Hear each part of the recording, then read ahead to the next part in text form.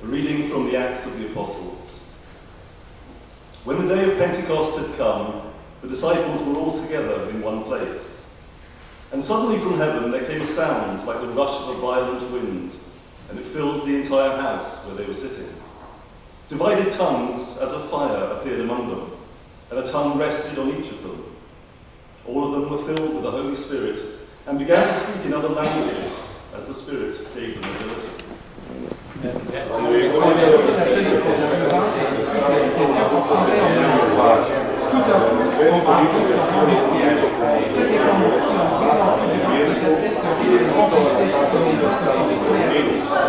même moment, le Père acclama tous ces gens qui rassemblaient en exclamation.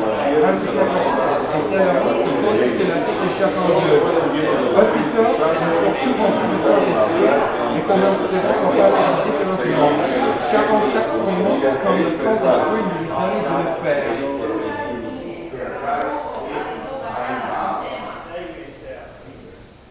Now, there were devout Jews from every nation under heaven living in Jerusalem. And at this sound, the crowd gathered and was bewildered, because each one heard them speaking the native language of each. Amazed and astonished, they asked, "Are not all these who are speaking Galileans? And how is it that we hear each of us in our own native language? Parthians, Medes, Elamites, and residents of Mesopotamia, Judea and Cappadocia, Pontus and Asia, Phrygia and Pamphylia, Egypt, and the parts of Libya belonging to Cyrene, and visitors from Rome, both Jews and proselytes, Cretans and Arabs. In our own languages we hear them speaking about God's deeds of power."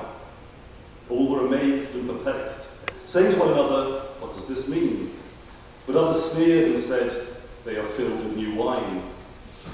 But Peter, standing with the 11, raised his voice and addressed them.